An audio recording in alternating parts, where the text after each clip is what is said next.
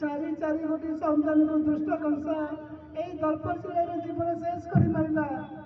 দেবকী আমার গোটে নুহ দুইটি নুহ চারি চারি গোটি সন্তানକୁ দুষ্ট কংস এই দর্পশিলার শেষ করে মারিছি। এই তোমার পঞ্চম গর্ভ। স্বামী গর্ভ কষ্ট বহু সহি পারুনি, ভারি কষ্ট হচ্ছে। দেখ দেবকী এই তোমার পঞ্চম গর্ভ, টিকে ধৈর্য ধর।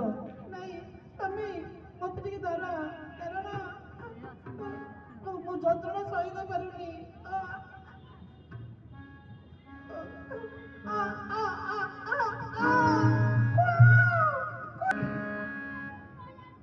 ସ୍ୱାମୀ ଏଇ ଦେଖନ୍ତୁ ପଞ୍ଚମ ଗର୍ଭର ସନ୍ତାନ କେମିତି କୁଆ କୁଆ ଲାଭ କରୁଛି।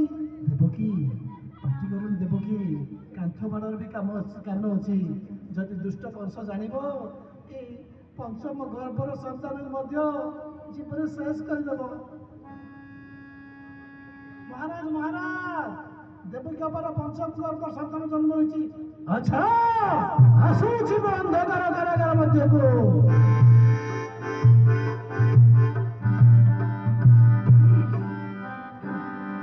देवकी नहीं दे दे देवकी तो पंचम गर्भर सन्तान को मथुरा नरेश महाप्रधान कंसर हाथरे प्रदान कर। भाई तो चारि गोटे संतान को दर्पशिला शिशु शेष कर मारला, मोर पंचम गर्भर संतान को तमे मारनी भाई ना। अंधकार कारागार मध्य जे जन्म ग्रहण कला से मथुरा नरेश कंसर शत्रु। रे बालक तू मते मारिबा पाई अंधकार कारागार मध्य जन्म ग्रहण करछु। ए दर्पशिला शेष कर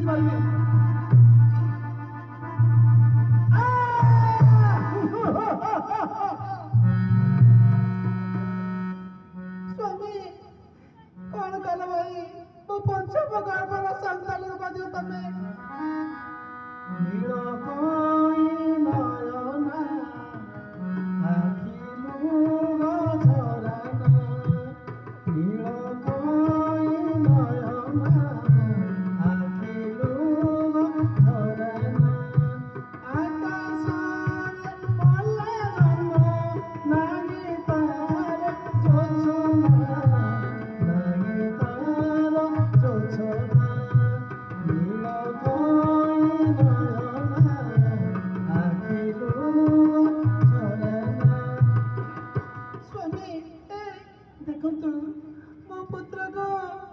पंचम गर्भर संतान को दुष्ट कंस এই দর্পশিলারে শেষ করে দিয়েছি।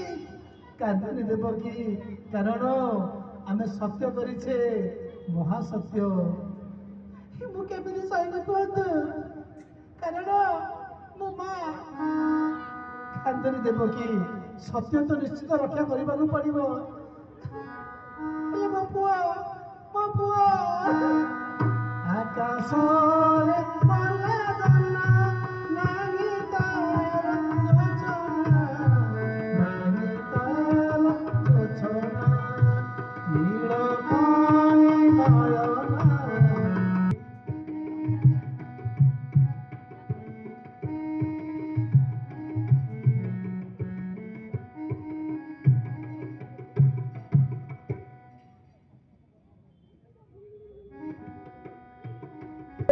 ମୁଁ ଗୋଟି ଗୋଟି କରି ଦେବକୀର ସବୁ ସନ୍ତାନ ଶେଷ କଲି।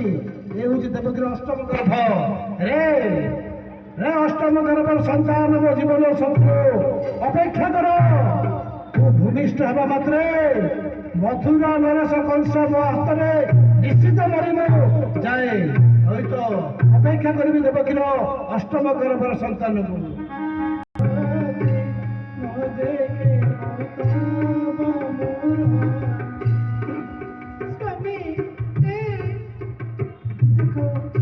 गोटी गोटी कर सब संतान मान दर्पशिला शेष कला। देवकी कांदरे देवकी, ए तुम अष्टम गर्भ रात्र अनेक तुम टे शोई पड़।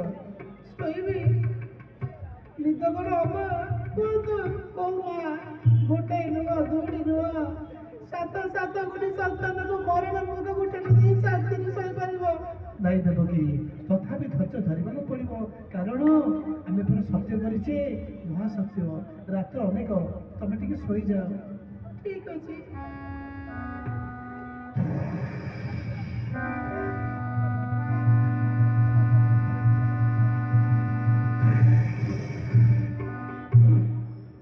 এই তো ଦେବକୀ ବସୁଦେବ ଗାଢ଼ ନିଦ୍ରା ନିଦ୍ରିତ। ଦୁଷ୍ଟ କଂସ ଦେବକୀର ସବୁ ସନ୍ତାନମାନଙ୍କୁ ଜୀବନରେ ଶେଷ କରି ମାରିଲା।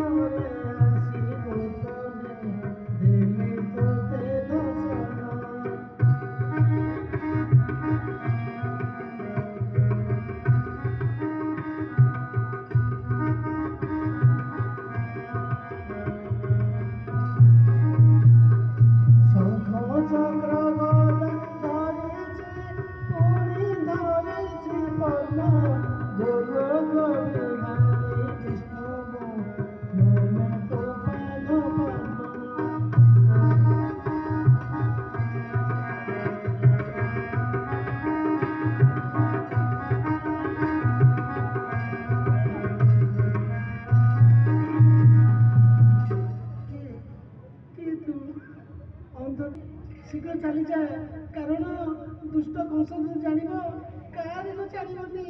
ଚିନ୍ତା କରନି ମା, ମୋତେ ତମର ଅଷ୍ଟମ ଗର୍ଭରେ ମୁଁ ଜନ୍ମ ହେବି, ଭୂମିଷ୍ଠ ହେବି। ନା ନା ନା, ତୁ ଚାଲିଯା। ଦୁଷ୍ଟ କଂସ ଆସିବା ପୂର୍ବରୁ ତୁ ସ୍ଥାନ ଧରି ଚାଲିଯା। ମା, ଏଠି ମାୟା ବଳ ଯାହା ଘଟିଲା, ମୁଁ ପୁନଶ୍ଚ ତମକୁ ସେଇ ମାୟା ବଳରେ ବାନ୍ଧି ରଖୁଛି। ପୁନଃ ତମେ ଶୋଇଯାଅ, ସବୁ ତମେ ଭୁଲିଯାଅ। ଆସୁଛି ମା, ଅଷ୍ଟମ ଗର୍ଭରେ ଜନ୍ମ ହୋଇ ଦୁଷ୍ଟ କଂସକୁ ସଂହାର କରିବି।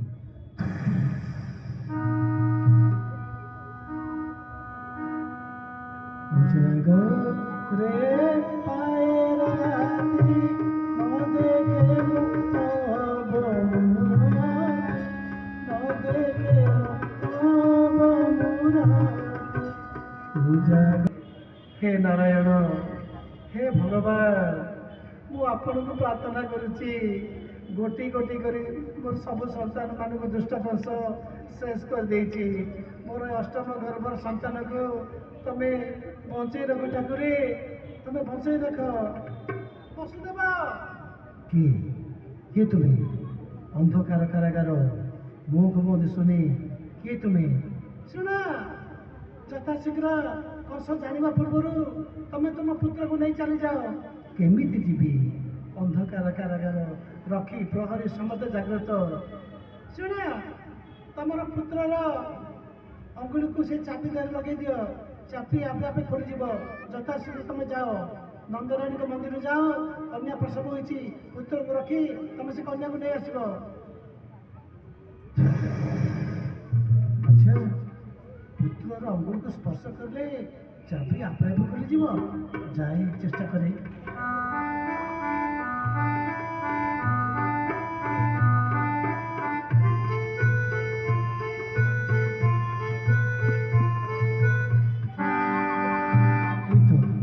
ଚାବି ଆପେ ଆପେ ଖୋଲିଗଲା। ଯାଇ କଂସ ଜାଣିବା ପୂର୍ବରୁ ମୁଁ ଯଥାଶୀଘ୍ର ମୋ ପୁତ୍ରକୁ ନେଇ ଏ ମଥୁରା ନଗରୀ ଛାଡ଼ି ଚାଲିଯିବି। ହଁ, ମଥୁରା ନଗରୀ ଛାଡ଼ି ଚାଲିଯିବି। ଯାଇ କଂସ ଜାଣିବା ପୂର୍ବରୁ ମୁଁ ଶୀଘ୍ର ଏ ମଥୁରା ନଗରୀ ଛାଡ଼ି ଚାଲିଯିବି। ସାବଧାନ! ଏଇ ତ ଆଗରେ ପିତା ଉଗ୍ରସେନଙ୍କ ଶବ୍ଦ, ସେ କ'ଣ ଆଗରେ ରହିଛନ୍ତି? ଯାଇ ଶୀଘ୍ର ଚାଲିଯାଏ। ସାବଧାନ!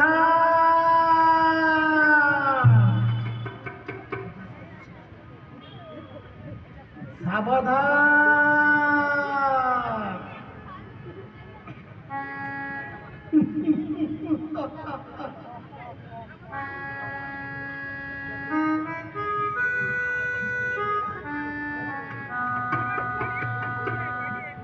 ଅନ୍ଧକାର ରାତ୍ର ମୁହଁକୁ ମୁହଁ ଶୁଣି କିଏ କିଏ କାହାର ଧନ ରତ୍ନ ଚୋରି କରି ନେଇଯାଉଛୁ କହ।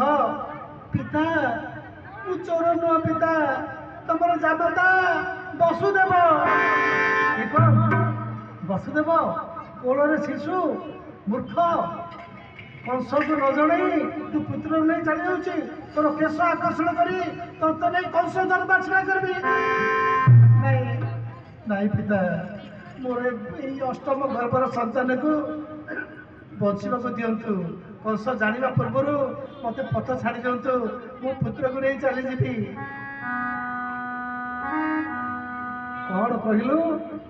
ମଥୁରା ନଗରୀ ଛାଡ଼ି ଚାଲିଯିବୁ? ଆରେ ତୁ ଜାଣୁନା, କଂସ ଯଦି ଜାଣିବ ମତେ ମୃତ୍ୟୁ ଦଣ୍ଡରେ ଦଣ୍ଡିତ କରିବ।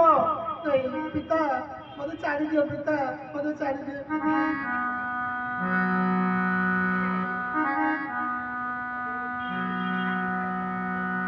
ଆଶ୍ଚର୍ଯ୍ୟ। ହେ ଭଗବାନ, ଆପଣ ମୋତେ ସହାୟ ହୁଅନ୍ତୁ, କାରଣ ମୁଁ ପିତା ଅଗ୍ରସର କବଳରୁ କେମିତି ଯିବି? ଶୁଣ ଶୁଣ ଅଗ୍ରସର, ତମ ପିତାକୁ ପଥ ଛାଡ଼ି ଦିଅ।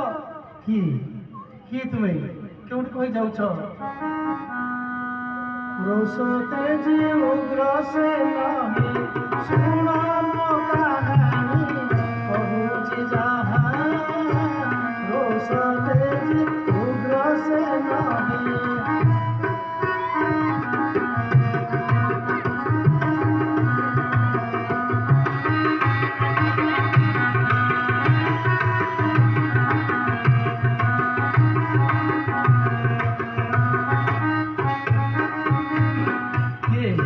କିଏ ତୁ? ଶୁଣ ମୁଁ ସ୍ୱୟଂ ପରବ୍ରହ୍ମ ଦୈତାରୀ ବିଷ୍ଣୁ। ତୁ ଭଗବାନ, ଯଜୁତି ଭଗବାନ, ଦେଖା ମତେ ଶଙ୍କର ଚଳୁଛି। ମୁଇଁ ଦୟା